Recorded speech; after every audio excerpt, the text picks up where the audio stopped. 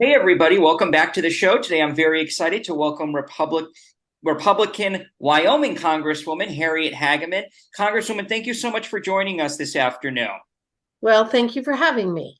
Before we jump into sort of the issues that are happening there in DC, I know that this is your first term. You're a freshman Congresswoman. So, do you mind just giving us a little bit of background about yourself, sort of outside of politics? Okay, well, I am by trade. I am a water and natural resource attorney, constitutional attorney. I practiced law prior to being elected for almost 34 years. I'm a University of Wyoming graduate. I went to law school there and received my bachelor's degree as well. I live in Cheyenne with my husband, but I grew up on a ranch about 100 miles north of there. Most of my family members, or a lot of my family members, are still in ranching, and the vast majority of them are all still in Wyoming. My mother is going to be 100 years old this year. I just received a letter from her, and she's not on the ranch, but she's up in Torrington, which is about 85 miles north of Cheyenne. So I'm not able to see her as much now as when I was living there full time, but I hopefully will be there this coming weekend. So that's kind of my background. I've done a lot of constitutional work over the last couple of years prior to being elected. Was pretty active in the Republican Party, but made the decision a couple of years ago to run for this position. And fortunately, I was able to succeed. And you wound up beating out the incumbent Congresswoman, Liz Cheney. Your race was one that was watched very closely. A lot of Republicans felt that Congresswoman Cheney just no longer represented the district or the values of the people of Wyoming. And like I said, you wound up beating her in the primary and cruising to your election. And I know since getting to DC, there's a couple of committees that you're on. What are those committees that you currently sit on? Well, with my legal background, I'm on the Judiciary Committee. And for Judiciary, my subcommittee assignments are the Constitutional and Limited Government Subcommittee, as well as the committee addressed to regulatory and administrative reform. So I'm excited about both of those because both of those are right up my alley in terms of what I've done professionally for the last several decades. I'm also on natural resources.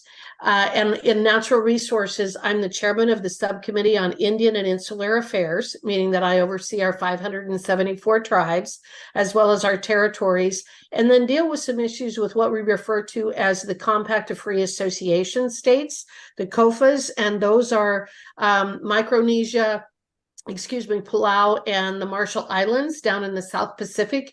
We have special arrangements with them. And so I'm involved in some of the contracts that we're negotiating with them right now. And then I'm also on the water, wildlife, and fisheries subcommittee on natural resources. My final committee assignment was the Select Committee on the Weaponization of the Federal Government. And that's been very, very interesting. It's also being run by Jim Jordan, who runs the Judiciary Committee. And what we've really been focusing on there, the attacks against parents who have been very unhappy at what has been happening in their schools. And we've also been addressing the First Amendment issues, what we learned from the Twitter files, what we learned about the efforts by various federal agencies to shadow ban people and prevent us from communicating over things that are very, very important. The effort by these federal agencies to describe our speech or to categorize our speech as misinformation, disinformation, or malinformation are the three categories that they use, they being the Department of Justice, Department of Homeland Security, the FBI, all these various agencies, as they have sought to violate the First Amendment to prevent us from communicating with each other on COVID, on the 2020 election, on a variety of things that they just don't want the American public to talk about. And so we've really been focusing on those issues. I want to touch on your work with the Indian Affairs Subcommittee that you said you are the chairwoman of. Obviously, there's a complicated history between Native Americans and European Americans, but what kind of work do you do sort of on a day in, day out basis? And how is the relationship now between the federal government and the Indian tribes throughout our country? Well, it really depends on the tribe. As I mentioned in my statement, there are 574 tribes in the country, and they all have different challenges. They all have different situations in terms of the land area. Some are on reservations, some are not. Some are attempting to get land back. Some are focusing on oil and gas development. I mean, it is a very, very, very broad spectrum in terms of the interests of our tribes throughout the country. The Seminole tribe, for example, in Florida is the second largest cattle producer in the state. Our Navajo down in New Mexico, they have very important oil and gas reserves, and they own one of the coal mines in the state of Wyoming. The Pine Ridge Indian Reservation, in contrast, in South Dakota, that area is considered the poorest county in the United States, which I find to be a terrible, terrible tragedy. So there are a couple of priorities that I have pursued as chairman of this committee. One of them is trying to find a way to force Indian Health Services to do a better job of providing health and dental services to our Native American tribal members. Some tribes have taken over that responsibility, and they receive grants from IHS, and then they run their entire operations, and I think they do a very good job. With IHS, I think that they have failed a lot of our tribal members. We've had a couple of hearings now, in fact, with folks who have come in and described the challenges of providing medical and dental care to their members. One woman came who was from a tribe in North Dakota. And first of all, some of these land areas can be massive. And that creates a challenge in and of itself. So the Wind River Reservation in Wyoming, we have two tribes, the Northern Arapaho and the Eastern Shoshone, and it's millions of acres. And Wyoming's very sparsely populated anyway. And someone who was born and raised there, I understand the challenges of providing medical care to everybody in the state, not just our tribal members. But this woman came in and testified from North Dakota, and she described how their young women have to travel 90 miles or more to give birth. The challenges of only having 4 dental appointments on one day a month. We can do better than that. It makes no sense to me that in 2023, we've got third world living conditions in some of these areas. It's not right. We need to do better. So that's been one of my priorities. Another priority has been trying to address some land issues that our various tribes have. The Winnebago tribe, for example, in Nebraska, many years ago, the Corps of Engineers came in and took property away from them. They were going to be building a project. They never built that project. And the Winnebago tribe wants their land back, and I don't blame them. So there is a bill that has been introduced to return that land to them so that they can manage it as part of their trust resources. We have the issues with the Navajo tribe and Deb Haaland in the Department of Interior going in and designating another 300,000 acres of land essentially off limits around the Chaco Monument, which is one of the areas that they would have the heaviest oil and gas development, which they need for economic development. So that's another issue that we need to address. Right now, for trust lands, for many tribes, they are limited to leasing their trust lands to 25 years. Well, that severely impacts their ability to have economic development, because who's going to come in with a convenience store or a movie theater or a distillery or something along those lines? You're not going to invest in hard infrastructure on a lease that's only 25 years. So I've introduced a bill that they can lease their trust land for 99 years. And I think that will provide additional economic development. And then on another one, I'm trying to get the Department of Interior and Secretary of Interior out of their decisions when it comes to fee land owned by tribes. That the Secretary of Interior should have absolutely no say whatsoever in how they manage those resources. So really, it comes down to keeping our promise for providing medical care and dental care on the one hand, and then also providing them with additional autonomy and ability to manage their own resources so that they're not dependent on the federal government. I would imagine one of the challenges when it comes to providing healthcare, though, is getting the actual medical staff in these areas because they are so rural. A lot of doctors obviously are going to want to go to a big city or a suburban area to practice medicine. So how do we expand that healthcare access for them with that challenge being presented? Is there incentives that we offer in order to get medical staff to go to these more rural areas? So this is another area where Obamacare was very destructive to our healthcare system, because you can that right now it is prohibited from doctors owning medical facilities. And so again, it's the government micromanaging and meddling in things that they never should have been involved with. And so I think one of the things we're going to have to do is we're going to have to go in and change that law because of the challenges that you've said, that what you've just described. We need to get some people with skin in the game. We need to have them to where they can open those facilities on the reservations so that they're incentivized to actually stay and provide continuous and ongoing medical treatment and care for our tribal members. So that's one of the issues that I think that we need to address, that to me, I think that we should and we could. I know that that's been raised by others in Congress as well. So that's one of the issues that I think that we could address to try to fix this situation. And then again, you know, in rural Wyoming, I'm just going to tell you, it's difficult to provide medical care. I grew up outside of a town of 350 people. Our closest town was 4,000 people. It was 25 miles away.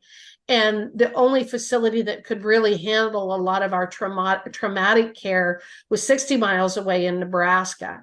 When you grow up in Wyoming, that's just the reality of what you live with. That's part of living in a rural area.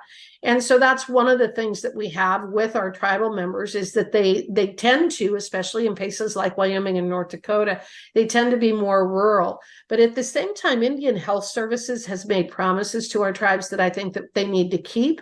And I think we need to do a better job of figuring out ways to incentivize. I also think we need to provide more mental health care. And I also think that we need to be working on the telehealth things and expanding those opportunities. Let's talk about oil and gas, which is obviously such a huge component of the economy there in Wyoming. So I think, I talk to a lot of people about this issue, and what they tell me is, look, I am not opposed to the United States moving towards cleaner energy, whether that's wind, solar, etc. But what they are against is flipping that switch overnight, wherein we immediately shut off any sort of fossil fuel, because what we're going to see is things happening like in Texas, where they switched over too soon. Now they have problems with their electrical grid there in Texas. So I'm curious, from your perspective, as I said, a state that's heavy in oil and gas, what is the right path that we should take when it comes to the energy future for our country? So it's not just oil and gas. You also have to bring into the mix coal and uranium. Okay, so Wyoming is the largest coal producer in the nation. Last year, we produced 250 million tons. West Virginia is the second. They produced 125 million tons. So we're literally an order of magnitude greater than any other state in the nation. And coal accounts for 25% of our electric use in this country. Oil and gas is also a very important component of that, and we're one of the largest producers there. There's a couple of things that I think are misnomers and that we've got to start educating people on this issue. When you talk about green energy or you talk about renewables, solar and wind are neither. All right. So we're going down the road. I'm going to push back on this idea that we can be all of the above and we can transition, because we can't. It's not feasible unless you're willing to become a third world country. Africa has largely done that, and South Africa has largely done that. They've met their Paris Climate Accord requirements, and they're collapsing before our eyes. They've got massive rolling blackouts. It isn't possible to run a modern economy. Our planes are not plugged in at night and then fly across the country the next day and get plugged in again the next night. We have to have jet fuel.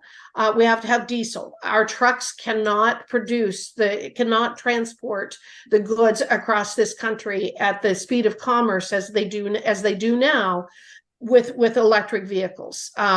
They become extremely inefficient in the winter. So anything above about Denver is going to have serious challenges of even being able to operate and make it across I-80. I doubt you could find a semi that could make it across I-80 in one day. At this point, the technology is simply not there.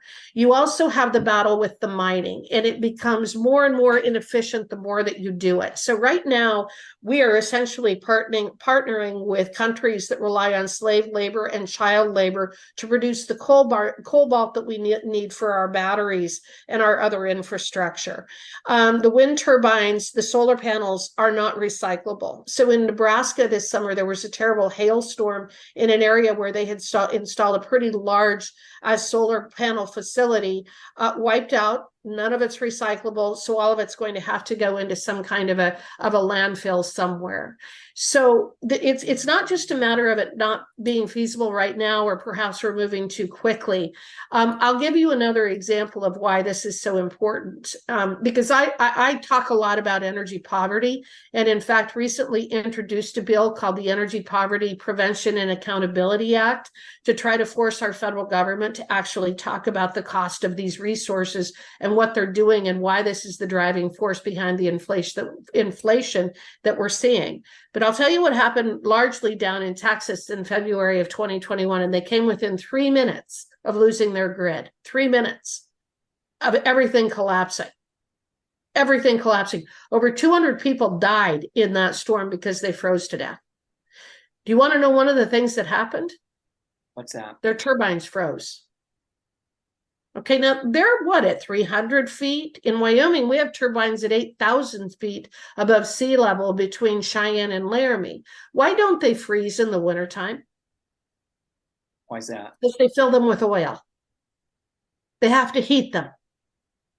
Okay, so what you find is that this entire narrative is a false narrative, and people, they're picking winners and losers, and some people are making massive amounts of money off of subsidies and tax credits as we go down this, quote, green energy agenda, and other people, the vast majority of people, are suffering dramatically. And I'll give you another example of what I mean by that. Rocky Mountain Power is the largest producer of electricity. That's our largest utility in Wyoming. Right now, they have a proposal and a petition before our Public Service Commission to increase their rates by 30%. 30%. And also to make it so that right now, the consumers and Rocky Mountain Power each pay a portion of cost overruns. So let's say they have to go out and buy on the spot market for oil and gas and coal, which is what they're doing now, because they have moved so far down this road of relying on the unreliables. But the unreliables don't produce electricity 24 hours a day, 7 days a week. So they have to go out and they're buying electricity on the spot market, which makes it astronomically more expensive. So another thing that they're trying to do is push all of the cost of that spot market purchasing off on the consumer, which means that not only will it be a 30% increase in our utility bill, it's going to be astronomically higher than that. So I'll tell you what's happened over the last couple of years is that people who want to go down this road have realized that the cost of solar and wind is never going to be economically feasible or comparable to oil and gas and coal. So they've made the decision that they're going to make solar, or they're going to make oil and gas and coal astronomically expensive. That's why they're shutting down the pipelines. That's why they're trying to shut down the coal-fired power plants. That's why they're trying to prevent us from being able to pursue oil and gas development in the state of Wyoming and Colorado and New Mexico and places. This isn't about providing affordable energy to the American public. This agenda is about providing unaffordable energy to the American public to try to get them to change their behavior. So if RMP is successful in raising their rates by 30%, our farmers are going to idle their center pivots. So we're not going to be producing food. You're going to have the trona industry. We are the largest trona producer in the nation in Wyoming. Our mines are. We compete with China. If their electricity rates go up by 30%, they will go bankrupt, and the only trona available will be coming from China. So that's going to be destroying one of the most important industries we have in this country with this electricity rate. So there's a whole parade of horribles associated with this policy and this agenda. I'm no longer going to be quiet about it. I am extremely vocal right now, pushing back against these rate increases and challenging the idea that we're going to go to these unreliables. Because here's the point. There's two more points I want to make. When they talk about how many homes they can serve, so what you'll see for wind power and solar is they'll say, we provide enough electricity for 65,000 homes, which is a drop in the bucket. Mm-hmm. But that's an example of what they'll tell you. Or we'll provide electricity for 120. I don't think I've ever seen one say that they can provide sufficient electricity for over 100,000 homes. But that isn't where the electricity demand is. The electrical demand in this country is hospitals, industry, and schools. They never talk about serving those three things because the unreliable energy isn't sufficient to supply 24/7 industry, hospitals, and schools. So what people need to understand is this is a bait and switch that is going to turn us into a third world country if we don't change our thinking and start pushing back on this idea of what our government is trying to do to us. Congresswoman, you just gave me and our listeners a crash course there in energy, and I was really hooked on what you were saying because a lot of that I did not know. Why aren't Republicans doing a better job of getting this message out? I mean, you're incredibly well spoken and articulate on this issue. We need more people like you. What you just told me about the wind turbines in Wyoming being heated by oil so they don't freeze. I mean, how backwards is that? The party needs to do a better job at getting some of this messaging out there. Well, I will agree. And it is Senator Sullivan and I that did the Energy Poverty Prevention and Accountability Act. But the other thing is that the mainstream media won't touch this, and that hurts us. I can talk to people like you. I talk about it as much as I can because I'm going to say what I say oftentimes, which is I'm an elected representative. I am elected to represent you. I am not elected to adopt policies that harm you. And I truly believe that there is a special place in hell for people who adopt policies that are intended to increase the cost of food, housing, and energy. And yet that's where we are right now. We have an agenda. We have a federal agenda being pushed by the Biden administration, the NRDC, the Sierra Club, all of these NGOs, the UN, foreign countries. There is an agenda to make people's lives bad. Okay. We've got a housing crisis in this country, in part because of the massive illegal immigrants that are coming across, because we all rent because of the failed policies associated with our Forest Service management and things like that. We've already got a housing crisis, and this is only exacerbating it. But when people talk about this transition and they talk about wind and solar, the other thing to keep in mind, wind and solar only provide electricity. That only accounts for about 25 to 30% of the energy we use in this country, because we need to have gasoline, we need diesel, we need jet fuel. So even when you're talking about the transition, you're talking about a limited portion of it, and yet they're destroying, they being the Biden administration, the UN, these other folks, these NGOs, they are destroying not just our electric grid and our ability to have electricity, but they're making it so we're no longer going to be allowed to travel. So again, what I keep trying to figure out with this is that they are targeting those industries that support our rural communities. They're targeting oil and gas. They're targeting food production, cattle production. They're doing things that, again, Nebraska is one of the largest corn producers in the nation. The reason that it is because it has massive center pivots. You increase the rate of running those center pivots, they're not going to be operating. They're not going to be growing that same level of corn. They can't afford to. So it affects our food supply. So all of these things have a domino effect. And as a constitutional attorney, and with the way that our Constitution was formed, keep in mind, we're a republic and the center is the individual. We all have individual rights, not collective rights. And I actually think that it is unconstitutional for our government to be pursuing policies that create this kind of mass famine, mass homelessness, whatever it may be. That's not our job. Our job is to make it so that you can pursue the American dream. Talk to me briefly, if you will, about some of the challenges that are being faced right now by the ranchers in the West. Well, there's no question that there is a war on our ranchers. That's why they keep trying to say that cattle are some of the largest producers of methane. The other part of this discussion that is never addressed is that for large areas of the Western United States, the only way you can generate revenue off of tens of millions of acres is cattle grazing or oil and gas development or coal mining, uranium mining in some areas. But if you don't do resource production, then the United States of America is literally taking tens of millions of acres of land, both private and public, and saying we're not going to generate any revenue or use these resources any way whatsoever. Do you think China would do that? Do you think that Iran would do that? Do you think that there are other countries, malign actors out there that would literally take some of the richest resources that they have and say, yeah, I don't think we're going to go after those this time. I think we're just going to let those stay in the ground, or I think we're just going to not feed the masses. Yet that's where we are. So we've got the challenges with these increasing costs, the oil and gas, the increased cost of gasoline and diesel. We can't grow food at $5 a gallon diesel. And then you've got this issue of the water. You've got Southern California wanting.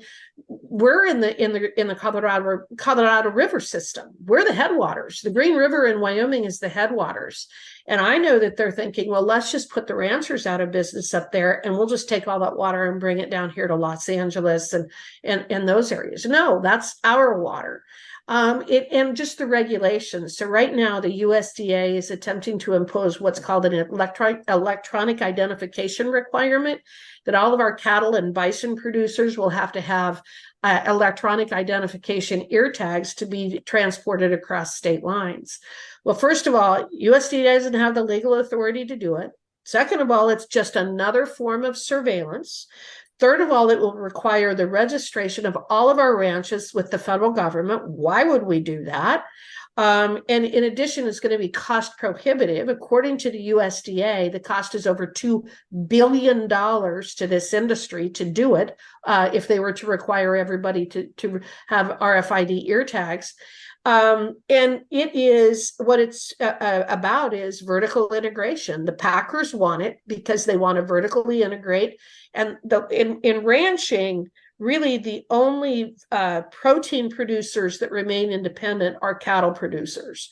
Pork and chicken were vertically integrated by Tyson and those big businesses years and years ago. Smithfield, that's owned by China. That's why they have the pork farms. So they vertically integrated years ago. Our independent ag producers are our cattle and bison producers, and the USDA has them in their sights. I want to shift now gears and talk to you a little bit about your work on judiciary and the weaponization subcommittee. One thing I know that I've heard you speak about is this idea about how Congress has abdicated so much of its responsibility to these bureaucracies. I absolutely 100% agree with you. My question is, though, once you abdicate that power, how do you now get it back? Well, that's the battle that we're in right now, even with the budget talks, right? So one of the things that I'm trying to do is I'm trying to defund certain aspects and programs of these agencies. An example is I'm trying to defund the USDA from being able to enforce its EID mandate, so that it doesn't have the resources and cannot use resources to go out there and go after our ranchers if they refuse to use EID ear tags. So that's one of the ways in which we can do it. We have to do a better job of writing our laws and stop committing what I would say is legislative malpractice. If we have a particular program that we want to be carried out, we need to define lock, stock, and barrel exactly what the administrative agency is to do in carrying that out. Where we have problems is, and you'll see it like in FLIPMA, the secretary has the authority to do whatever is necessary to carry out the intent of this act. You can drive a truck through that. And that is one of the ways that our previous congressional representatives have really abdicated their responsibility. I think that this is kind of the constitutional issue of the day. Are we going to be a republic? Are we going to be a representative form of government? Or are we going to be regulated to death by bureaucrats, and frankly, bureaucrats that do not have our best interests at heart? We've just found out that Anthony Fauci, I mean, I'll use him. That man is a really corrupt human being. The highest paid person in federal government at $400,000 a year. But even with that, how did he and his wife amass a net worth of over $12 million? And during COVID, his net worth went up by a third.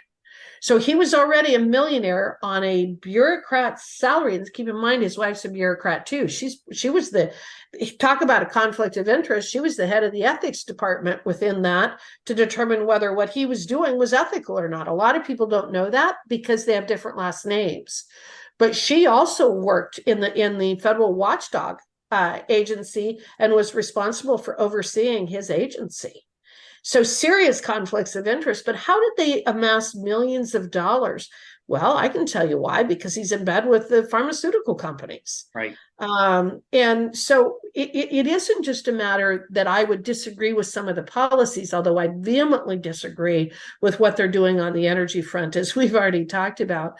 But there's also a revolving door type situation. You get your expertise within the Corps of Engineers, for example, for 5 years. You go out and start your own firm, and then they hire you as an outside consultant to come in and be the expert witness on what it is they're trying to force a farmer to do. So there's a real revolving door aspect to it, meaning that, again, there are priorities that are not necessarily the priorities of the American public, but they're the priorities of the bureaucrats and the agencies. Here's my last question for you, Congresswoman, and then I'll let you go. In your time there in DC, you've been there almost 10 months now. What has surprised you the most? You know, there's a couple of things. One is that I thought everybody else knew about what these administrative agencies have been doing, especially for the last 30, 35 years. You know, it obviously started under Roosevelt.